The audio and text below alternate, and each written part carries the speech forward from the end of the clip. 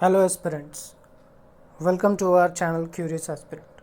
Today we are going to discuss Regulating Act 1773.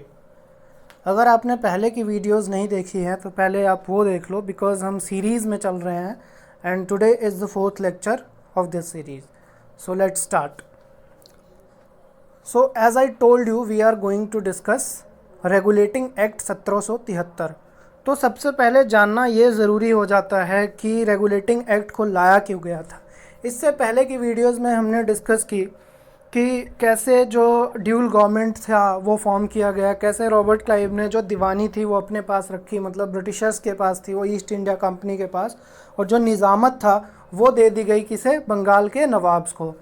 निज़ामत और दीवानी में difference ये था कि जो दीवानी थी उसमें जितना भी टैक्सेशन का कलेक्शन होता था, रेवेन्यू जितनी भी आती थी वो दीवानी में थी, और जितने भी अदर थिंग्स थी, जितने भी सिविल जो चीज़ें थी या कोर्ट्स थे वो निज़ामत में आ गई थी. बट द थिंग इज़ कि बिना पैसे के रूल कर ही नहीं सकते हैं. जब रेवेन्यू ही नहीं होगा तो जो बंगाल के नवाब थे वो अपनी जो प्रजा थी उनकी हेल्प कर ही नहीं सकते थे बिना पैसे की. तो जो रीज़न्स थे रेगुलेटिंग एक्ट 1773 के वो इस तरह से थे कि जो ईस्ट इंडिया कंपनी थी वो काफ़ी एक सीवियर फाइनेंशियल क्राइसिस से गुजर रही थी.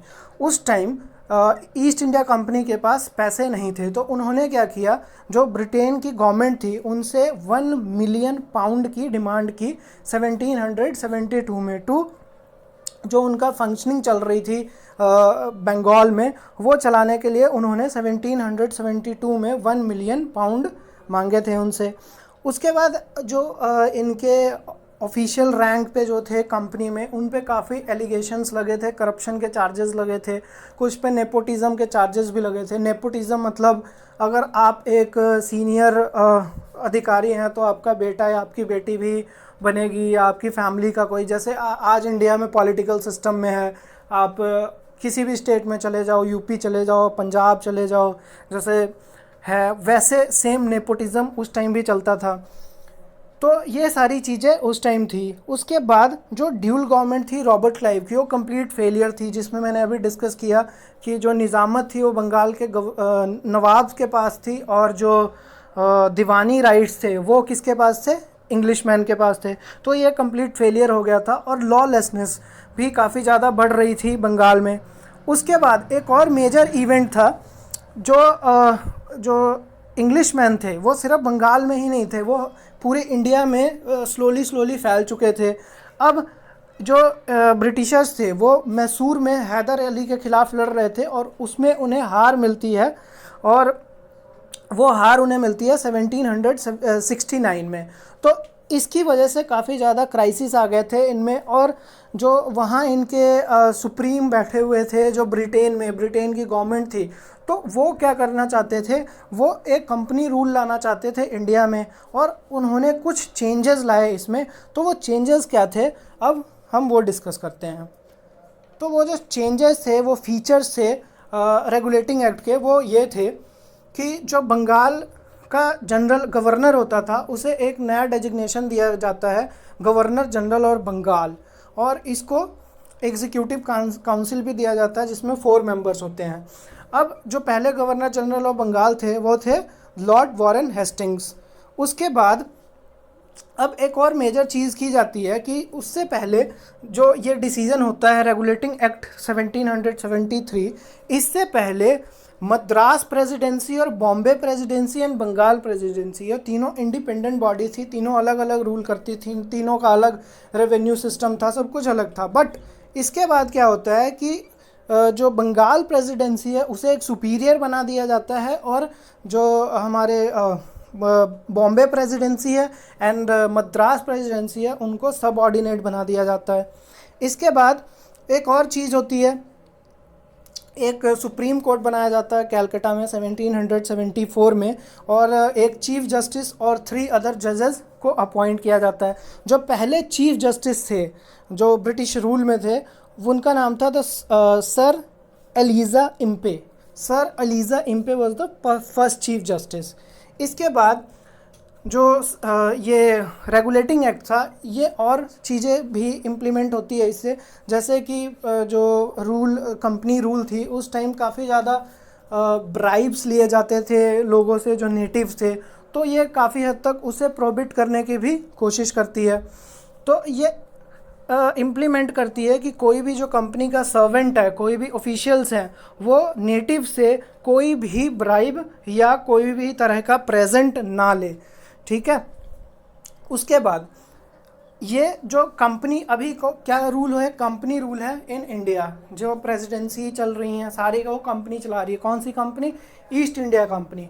तो ब्रिटेन को ईस्ट इंडिया कंपनी के ऊपर कंट्रोल करना था, जो कि वो ऑलरेडी कर रहे थे, बट ज़्यादा कंट्रोल के लिए उन्होंने क्या किया, एक गवर्निंग काउंसिल बनाया, जिस governing body of the company बनाई, जिसका काम ये था कि जो भी ईस्ट इंडिया कंपनी इंडिया में जो कर रही है, जैसे रेवेन्यू का कलेक्शन है, सिविल और मिलिट्री अफेयर्स है, जो भी है, जितनी भी चीज़ें हैं, वो सारी रिपोर्ट करेगी।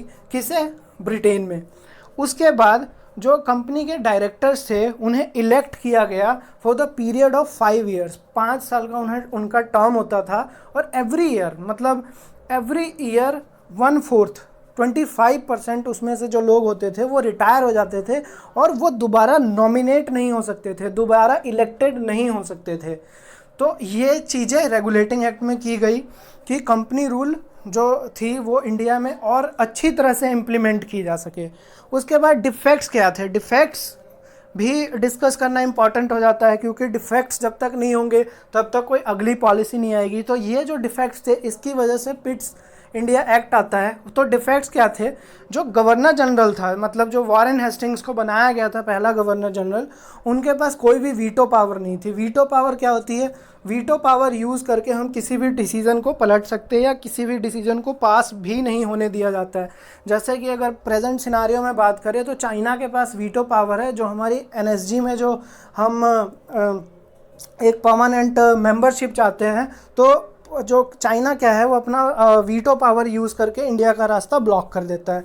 तो उस टाइम गवर्नर जनरल के पास कोई भी वीटो पावर नहीं थी। It did not address the concerns of the Indian population who were paying revenue.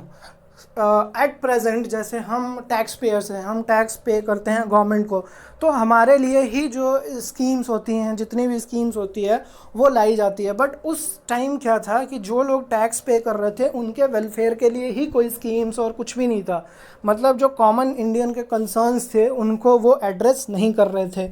उसके बाद जो करप्शन था कंपनी ऑफिशियल्स में, वो भी नहीं रुकी, बिल्कुल नहीं रुकी। जो करप्शन था वो चली रही थी।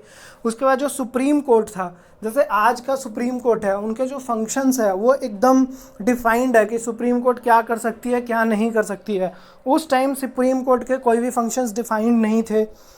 अगेन जो एक और पॉइंट है कि जो जैसे कि उन्होंने गवर्नर बॉडी तो बना दी, गवर्निंग काउंसिल की एक बॉडी बना दी, जो जितनी भी revenue and military and civil के अफेयर्स थे वो जाके रिपोर्ट करती ब्रिटेन में। बट द थिंग वाज, कोई एक प्रॉपर मैकेनिज़्म नहीं बनाया गया कि जो भी गवर्निंग काउंसिल यहाँ से रिपोर्ट्स भेजेगी वो चेक कौन करेगा।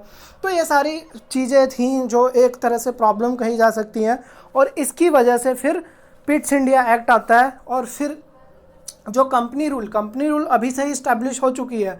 मतलब कंपनी रूल जब भी हम बात करते हैं वर्ड की कंपनी रूल, तो कंपनी रूल इस्टेब्लिश होती है जब रेगुलेटिंग एक्ट 1773 आता है। इसके बाद से जितनी भी चीज़ें आएंगी, जितनी भी इवेंट्स आएंगे, वो सारा कंपनी रूल में ही आएगा। उसके बाद ये सारी चीज़ें मॉडर्न हिस्ट्री में कवर होती हैं। So I hope you like this video. Do share with your friends and family. Subscribe to our channel to get all the upcoming videos.